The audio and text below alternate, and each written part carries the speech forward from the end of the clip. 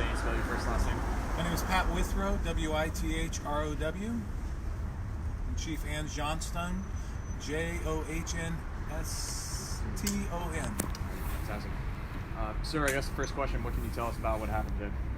Well, yesterday we received information around 6 or 7 o'clock that there had been a threat posted on Instagram on one of the local media, internet media sites, a threat of a shooting at Franklin High School that would occur the next day.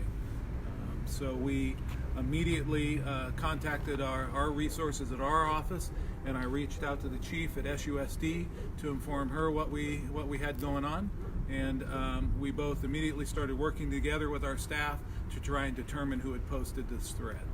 And you all were able to track it down to 2 teens? Yes, we were able to track it down after many hours of research and working together with the chief and her team, trying to figure out. We had a picture on the Instagram and the students that could be involved, and eventually we were able to track it down to 2 different teens that go to Franklin High School. And they were picturing themselves with the weapons they intended to use, or what were the pictures of, if you could describe the them? picture was just the little picture that comes up on the Instagram next to the name that was posted there, and then there was one photograph of a handgun, but not of any of the actors with firearms in their hands or anything like that. So to be clear, they didn't have firearms on them at the time of their arrest? As far as I know, they did not have any firearms on them at the time of their arrest. What did the threat say? The threat was, I don't know the exact wording, but it was, I'm going to shoot up Franklin High School tomorrow with an AK-47. So this is a really serious thing. Can you kind of talk about how we take all of our threats serious? Absolutely. You know, the chief and I were both kind of enjoying our evenings at home, and I was at a meeting, and I'm not sure if she was at meetings, but when we receive something like this on our phone, it just sends a cold chill through us. You know, the safety of our families and our children are utmost to us. The chief and her staff deal with this on a daily basis, and so anyone who threatens our community like that is a very scary thing for all of us. So we immediately jump into action and start gathering our resources to make sure that we are going to keep our families and our kids safe at schools, our staff and our teachers at the schools safe, and we were going to do whatever that took to make sure that they stay safe.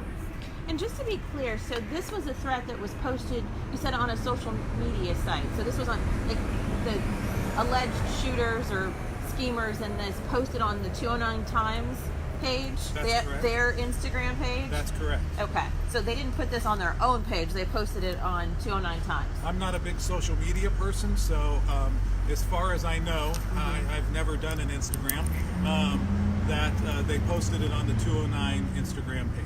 And you mentioned that you got word of this between 6 and 7. How long between that and when these juveniles were in custody? You know, I don't have the exact time of the arrest, but it was a long night for all the officers. It was like 2, 3, 4 in the morning until they were able to figure out where they were, get the troops over there, surround the place, and then make contact with them. And did you have, or do you have a sense even now, was this a credible threat? I mean, I know there was a picture of a handgun, but do you know, did they swipe that picture from someplace else? Did they actually have guns? Had they started to put this together for today, or was this just kind of some really scary talk? You know, we don't have that information right now. It's an ongoing investigation.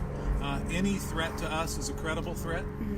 So in this day and age, unfortunately, access to firearms is reasonably easy for a lot of people.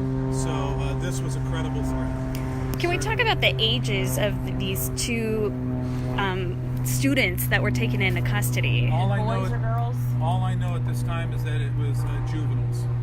Sir, I'm not sure if you can comment too much on the tactics or anything of that nature to not, allow criminals to know how you guys go into it. But could you elaborate a little bit more on the process of first being alerted, how you were able to track these individuals down in such a quick amount of time?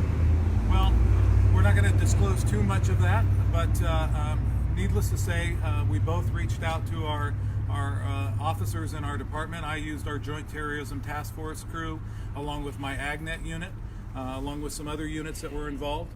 and she used her officers, the chief did from SUSD, and they worked together to go through all the information that they had to gather up enough to track down the subjects that were involved in this. Given the situation that happened earlier this morning in Southern California, what goes through your mind as a law enforcement officer, knowing that something happened like this earlier in our state? Yeah, it's first of all, it's as I said, it's scary to us when these threats come in. It's depressing that we have to live like this right now in our society. But I'm just proud to be able to work here in San Joaquin County, where we as law enforcement work so closely together, can share a resource, share information, and everybody checks egos at the door, and we just do what's best for our community and best for our children to make sure that they're safe. So I'm very proud of the work that SUSD and Chief Johnston did, and her staff and my staff. We got them the information, and we stepped back and we let those guys do their jobs and give them the resources and support they need.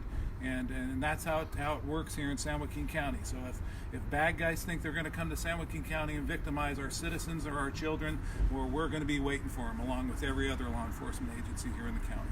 Sheriff, we have parents telling us that this wasn't the first threat that they've had at Franklin High School. What can you tell us about any other previous threats? Well, I'm sure it's not just Franklin High School. I'm sure Chief Johnston can probably speak to it more, but I'm sure there's they probably deal with a lot of issues on a daily basis. Think of all the schools here that SUSD police officers have to protect. I'm sure there's a lot of these issues that they deal with on a daily basis, and maybe not as violent as this threat was, but on a daily basis they're out there putting their lives on the line, making sure that the kids are safe, and the teachers and the staff there are safe. And I'm just blessed to be able to work with her and share this information and share resources, and we couldn't have done it without her. You mentioned a picture with a handgun, and I know you said you didn't know the wording exactly of the threat, but was an AK-47 mentioned at all? Is that true? Yes, an AK-47 was mentioned. A 100-round drum was mentioned that holds bullets, but only a picture of a handgun was shown on the Instagram that I had seen. And it was just one Instagram post, or were there multiple? There were multiple Instagram posts. Like 10, like 5? I would probably say 5 or 6. From what I saw, I was not there receiving those. They were just being forwarded to me. And was there like a specific hit list or something mentioned, or just were shooting up the school? Just basically that they were going to go at Franklin High School. What's your message to the students at this time? Whether students may think about posting this, or if any other students sees anything like this? Well, obviously, we take every one of these threats seriously. So we expect all our students and staff and everyone to treat each other with respect at all times. And this is unacceptable behavior by anyone, whether they're juveniles or adults. And we are going to treat it as a credible threat. And as you can see, when we find who do these type of things to our families, that we're going to take action. They're going to be arrested, and they're going to be held accountable. For the families, the parents of the children that go to the schools here in Stockton and all of San Joaquin County, they should take solace in knowing that their law enforcement is here. We're on top of these things. As soon as we hear about them, we act quickly on these to make sure that their children are always safe. And school looks to be back in session, kind of business as usual this morning. Can you talk about what things look like at the school today? Well, I would assume, I haven't been over to Franklin, but I assume it is business as normal, because we got this threat taken care of. We did notify, the school reached out to all the families to let them know that this had occurred and that it had been resolved and that it was safe for their children to attend school.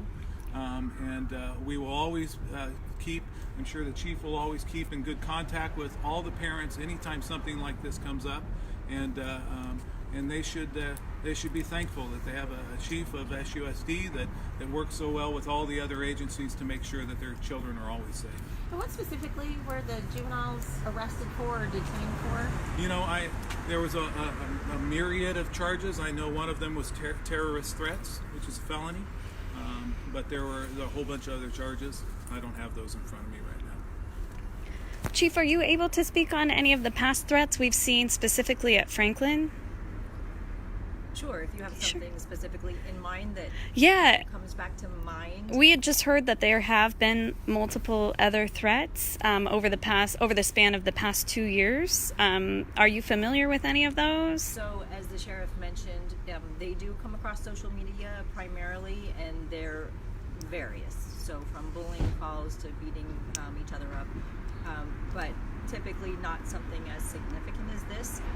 But regardless, anything that comes across on social media, we take every threat seriously. We fully investigate it, like the sheriff mentioned, because we want to make sure that next day when all of our students come to school to learn and our staff come to school to work, that it's safe.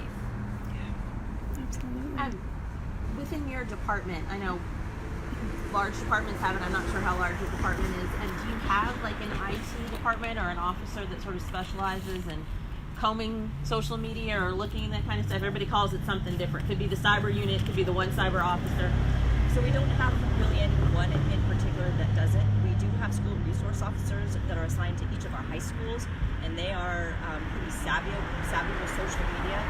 So immediately in this instance, we involved our school resource officer, who was very familiar anyways with the students who were posting this, and was able to access social media and find this information.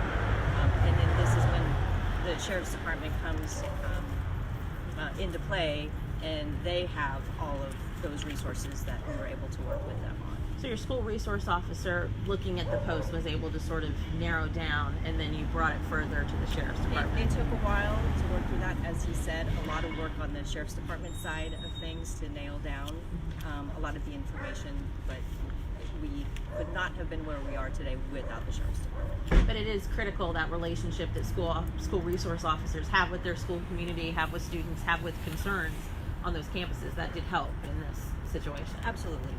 That helps expedite the process and identifying who we may need to look at or talk to. Perfect. Anything else that either of you think we may have missed here? I would just like to say that, this brings out a good point, that we can't do this by ourselves. So we need to make sure that the kids let their parents know if they see something online, if there's a dangerous post that the parents see. Please reach out and let us know. If you see something, you have to say something to us. Let us know that it's there. We can always investigate it. It is not an inconvenience for us to go out and find out that there's nothing wrong at all. We'd much prefer that. So anytime there's any issues, please let us know. And that's what's so important about school resource officers. They're on the campus on a daily basis, building relationships with these young men and women and the staff, so that they're comfortable to come up to them and say, hey, there could be a problem here. And that's how we protect our staff, and we protect our children, and then we keep somebody from going down that wrong path in the first place. So the school resource officers here in San Joaquin County are just a key tool to making sure that we prevent these things before they happen. And if somebody wants to call in, see something, they should be calling 911, they should be calling what? It depends what it is, but it's always best to err on the side of caution, and 911 is the quickest and easiest way to get us involved and to get the information out. What about safe anonymous reporting? Say a classmate wants to report another classmate and they don't want it to be publicly known. Absolutely, yeah. You can call in, you can be anonymous, you can contact the resource officers on campus, take them aside. The big thing is to get somebody help that needs help and to keep people safe. Okay. Thank you both. We appreciate you so much.